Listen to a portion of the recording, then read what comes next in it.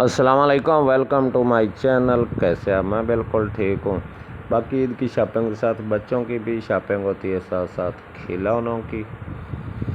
तो आइए करते हैं शॉपिंग। बड़े खूबसूरत खिलौने थे। बच्चों को तो खिलौनों से ही तल्ला करने, बड़ों ने तो कपड़े लेने हैं, बकरा लेना है, बाकी शॉपिंग करनी तो बच्चों ने सिर्फ खिलौने ही लेने। तो आइए देखते हैं और लेते हैं अच्छे अच्छे प्यारे प्यारे खिलौने।